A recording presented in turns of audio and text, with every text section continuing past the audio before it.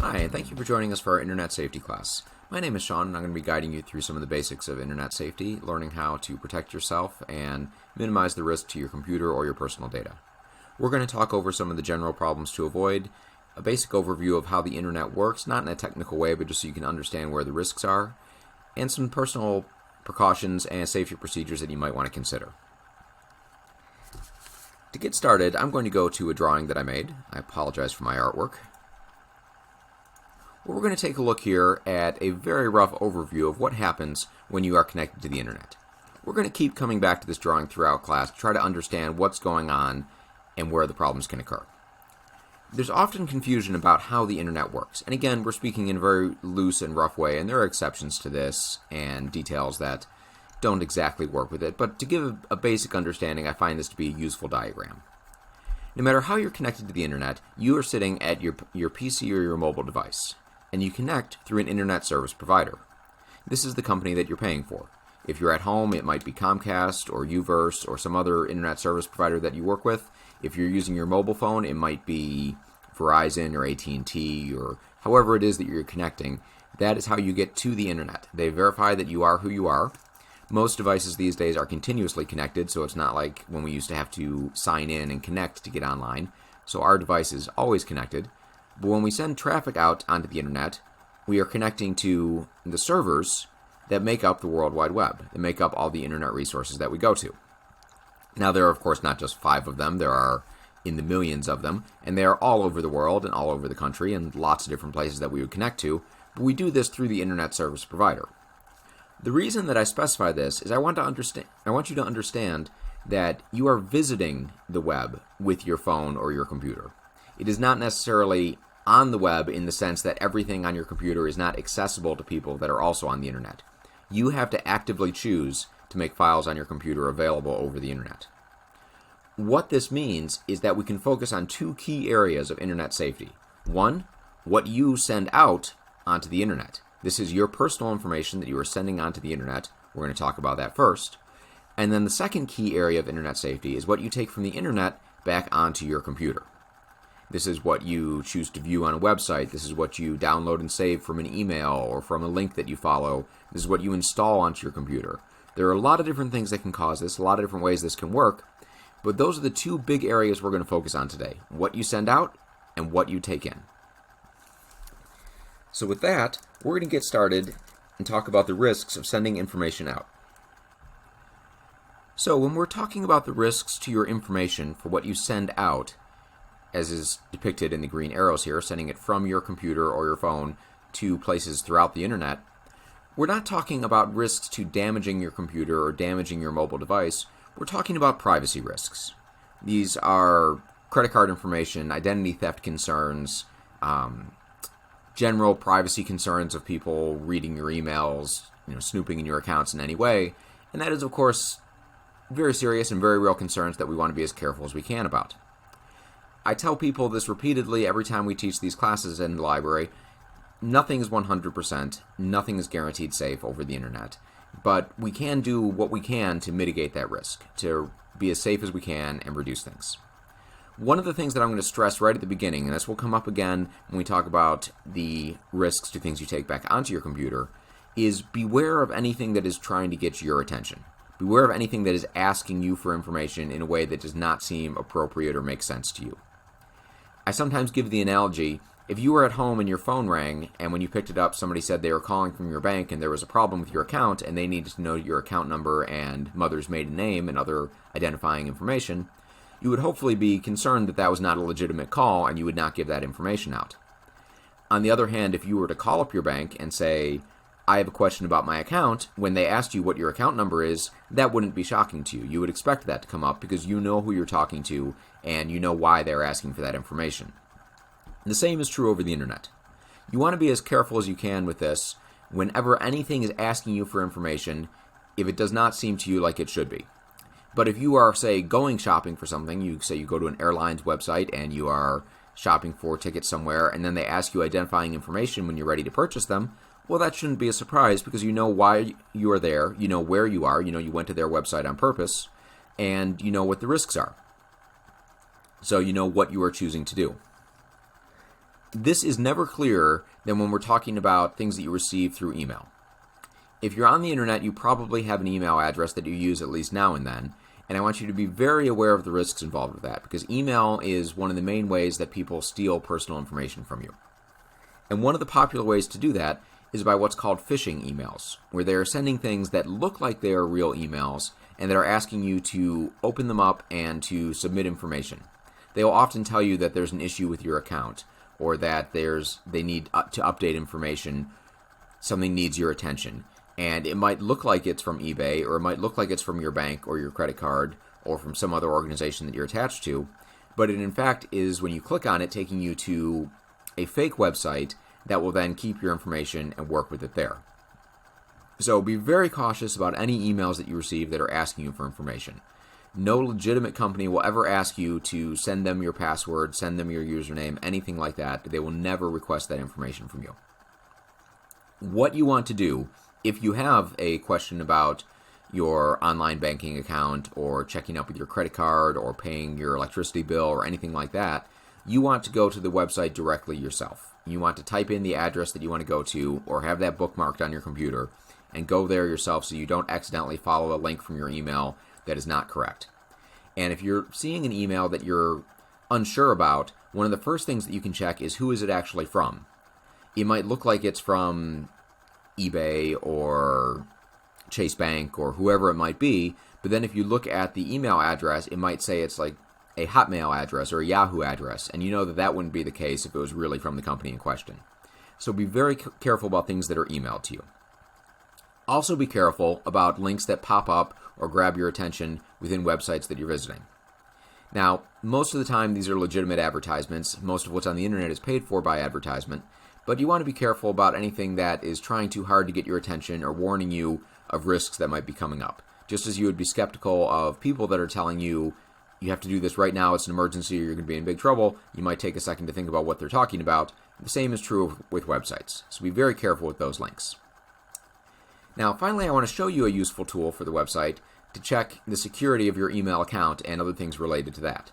So I'm going to go over to the web browser here, and then I'm going to change over to this website, Have I Been Pawned?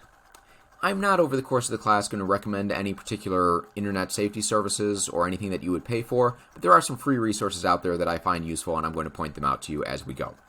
So here's the first one that I'm going to show you, and we'll go over how this can be useful for you in just a second. So what I did is I paused the video for a moment to search with my own email address to give you a demonstration of security issues you might have. And I want to explain what this service does. So we often imagine people breaking into our email accounts or stealing our passwords as some dramatic thing where they are following us or guessing at passwords or trying something elaborate to steal our information. It's usually not quite so dramatic as that. It's usually a matter of there are thousands of organizations online that people sign up and get memberships of, and if one of them screws up and their information becomes public because their servers were broken into, then all of a sudden they have lots of information from that site that they can then try on other sites. So say if my account, as we can see here, was used for something called Apollo, it's a sales engagement thing. This is probably a company that I worked with here at the library. They were broken into, and it has a list of their compromised data, email addresses, employers, geographic locations, etc. So somebody that got my information from there would be able to see my email address, roughly where I live, what my job is, and to identify me as Mr., and if I had any social media profiles connected to it, that sort of thing.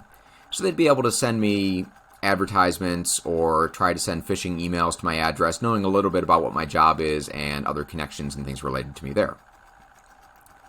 As I scroll through here, you see some of them have phone numbers. So if you wonder, how do I get on lists where suddenly I'm getting lots of phone numbers? Well, that was compromised in B2B business. So that was stolen that way. Physical addresses, so you could have information sent to your location. Now, it looks like I was fortunate here as I scroll through these places in which I was compromised, and I don't see passwords listed anywhere here, which is good news. Sometimes you might have an account where your password was compromised. Now, what that means is that your password with that account was compromised. So if they were able to, say, get my password from B2B USA businesses, they would know my password for that. which might not be that big of a deal if I don't have any private information on B2B USA businesses. But if you use the same password for multiple things, this can be risky. This is why we encourage you to use multiple passwords, not because we're trying to confuse you or make things difficult.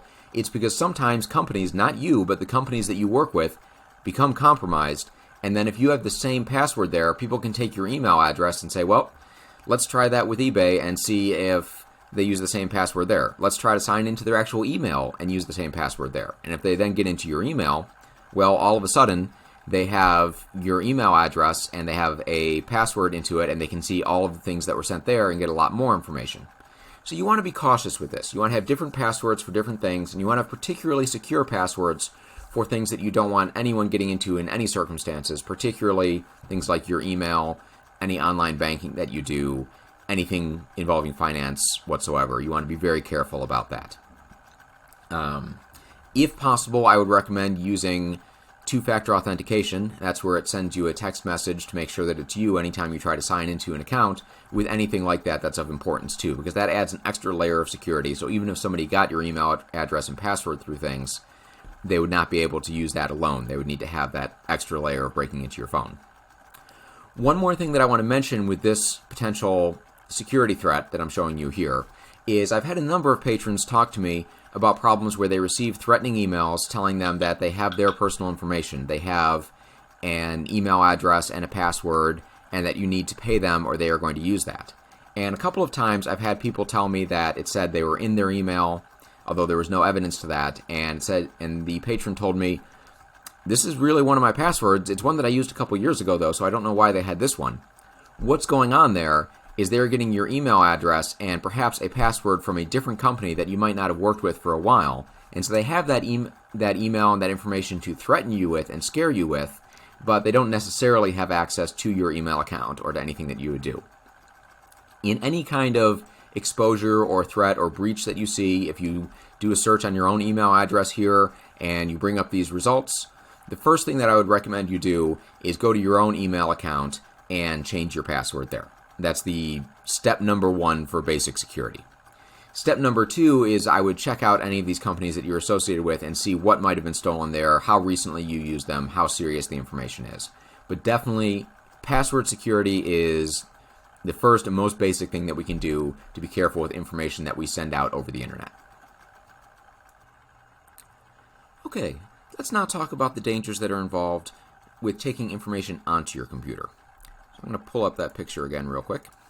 So now we're talking about these red arrows with data that you're pulling from websites down onto your computer here. Now again, I'm speaking in generalities and keeping things relatively simple. All of this has exceptions to it and extra details. But for the most part, when you are browsing the web, when you're on, say, Chrome, Firefox, Internet Explorer, and going from page to page, it is designed to have a layer of security between you and the website that you are visiting. Things like cookies and temporary files get stored on your computer and are set to be flushed out periodically, but those do not have the permissions or the rights to install anything or to do major damage. Again, speaking in general terms here. What you need to be careful of are things that you actively install onto your computer, things that you save from a website to your computer and then open up or run. That's not to say you should never download anything. There are a lot of very useful things that we download, whether it's somebody emails you pictures or files that you needed, or you go to a website and you get an update to a part of your computer or a new program that you want to be able to use or video player. There are a lot of very useful things that we can download off of the internet. However, there are risks involved with that, because when you choose to save something to your computer from the internet, you are letting it through the door and into the inside of your machine where it is allowed to do whatever it wants to do. And once it's there, it can potentially do harm. Again, not the most likely thing, but it is possible, and there are a lot of instances of this, so we want to show caution. Now, there are a lot of different kinds of damage that can be done to the computer. The most common by far is what we refer to as malware or spyware. I'm going to give you an extreme example of what it looks like when you have malware and spyware installed on your computer. It could look something like this, where you have all kinds of pop-ups and interruptions and questions coming up all the time that are trying to get your attention or redirect you to other websites. This is a sign that you have a lot of stuff installed on your computer. The interesting thing about malware and spyware is that it does not break your computer. It does not stop it from working. It's not infecting it in a way that keeps anything else from working the way it's supposed to. It's just adding clutter. And the more of this clutter that you have on your computer, the more of these things that are running in the background or running installed or are popping up and annoying you, in addition to the interruption and the annoyance with this, these are programs that are running in the background and are taking resources from your computer. If you think of your computer as having only so much energy to think about things and so many balls that it can juggle at one time, the more that you give it with this, the slower it's going to run. When you drive past computer repair shops and they have a sign in front that says, "Computer running slow, we can fix it," and you bring it in and they charge you $100 or $200 and they give it back to you and it seems like it's running a lot faster, most of the time what they did is they scanned through and removed all of the malware on there. Because a lot of people have this on their computers and it can cause a lot of problems. Especially if you download a lot of free programs or a lot of free add-ons or attachments to your browsers. Again, this is not to say that there are no good programs or good attachments or add-ons, but a lot of them bring with them spyware concerns or malware concerns. And so when you install this stuff, it starts running in the background and taking up space and taking up energy, and your computer goes slower and slower, particularly when you are doing anything online, particularly when you are browsing the internet. So be aware of that as a possible symptom. So even if you're not seeing pop-ups like this, if you notice your computer is working okay most of the time, but as soon as you open a browser, it slows to a crawl, that might indicate that you have malware installed on your computer. I've, by the way, been using two terms interchangeably, malware and spyware. The difference is malware, as it sounds like a shopping mall, is intended for advertisement. It pops things up and bothers you with ads or redirections that it suggests. Spyware, on the other hand, is intended to monitor your traffic and to get an idea of what you are doing with your computer. Again, usually to sell you more directed or personalized advertisements, but it's a little bit creepier and a little bit more uncomfortable knowing that it's there because it is monitoring what you're doing. There is a lot of overlap between the two of these things.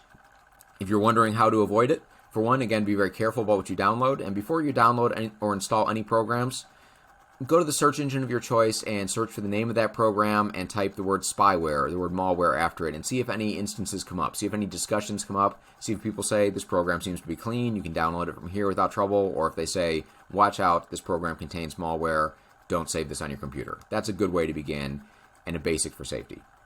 I'm also going to talk about programs to remove that in just a moment. I now want to talk about two similar and a little bit scarier or more dangerous risks to your computer that you can get from taking information in.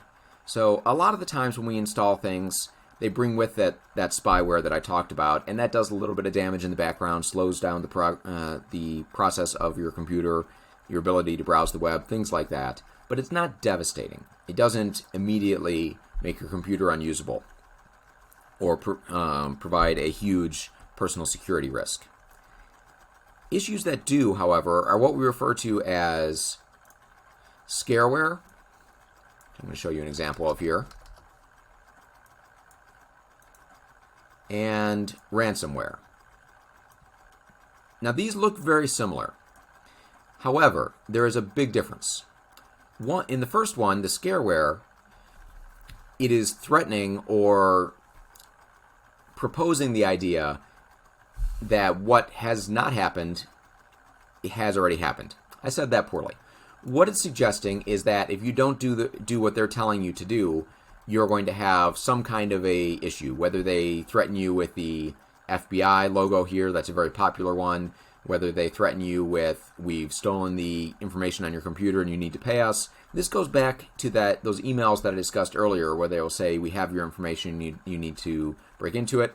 Those can be very frightening and very concerning.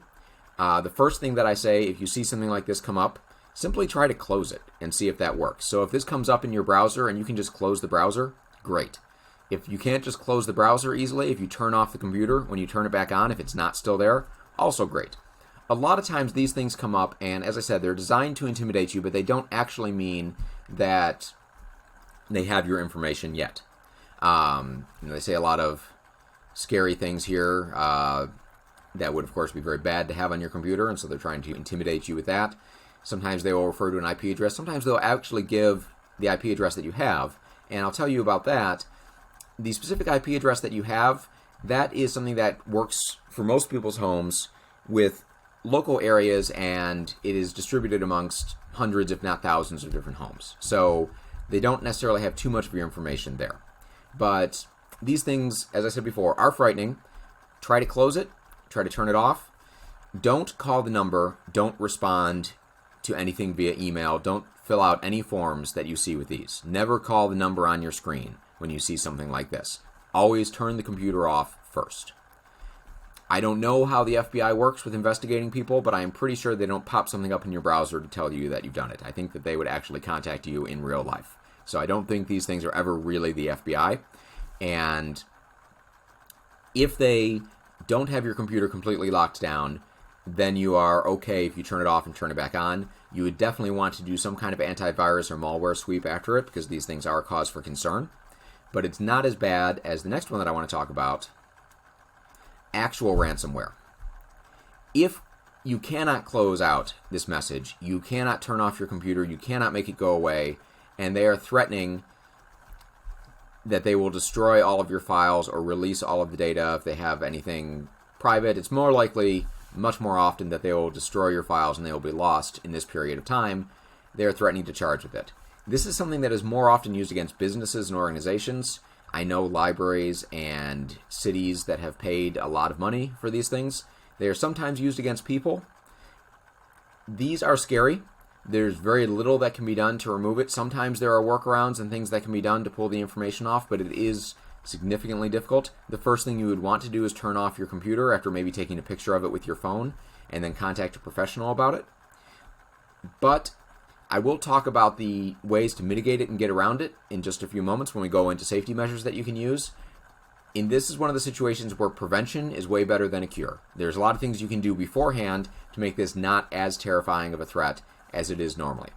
Again, you want to be very careful what you download and install. This is not something that can come onto your computer accidentally. I don't mean to blame the victim. It's not your fault if you were tricked into downloading something, but you want to avoid being tricked. You want to be as careful as you can, not save or run anything on your computer, and very often the scareware leads to the ransomware. They scare you that something is wrong and say you need to install this right away or your computer is going to be infected or stolen, and then once you install it, your computer has been infected. So be very, very careful with warnings like this.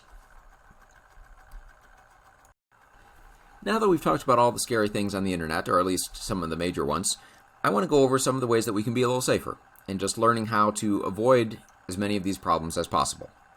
So we've already talked about password safety. You want to have a variety of different passwords.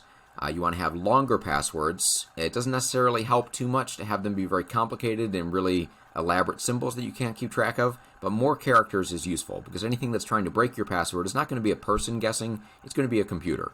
And something that is 12 characters long is much more than twice as hard as something that is 6 characters long. Because of how math works and the number of options that are available there, that is much, much harder for a computer to handle. So longer passwords that you can remember are a good choice. The next one, I'm going to close these out. Next thing that I want to talk about that is really key for avoiding a lot of problems, especially the ransomware concerns, is backup. I talk about this in a lot of my different classes because it's really an important thing to me as a computer user and as somebody that's helped a lot of patrons in the past who have had problems and have lost things that were valuable to them.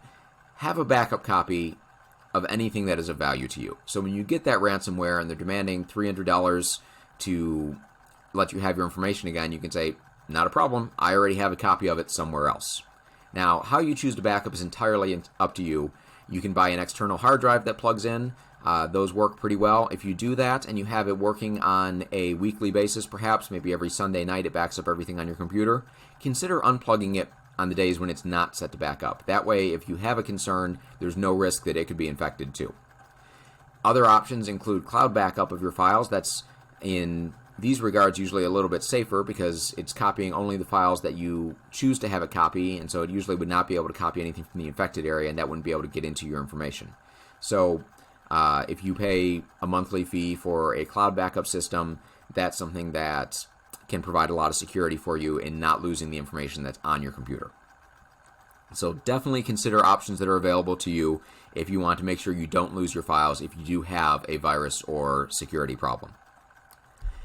We do want to talk about antivirus software. Everybody should have some version of antivirus software on their computer. There are a lot of free options out there. Whether you use a free version or a for-pay version, that's entirely up to you. That depends on how much traffic you put over your computer and whether you think it's worth it.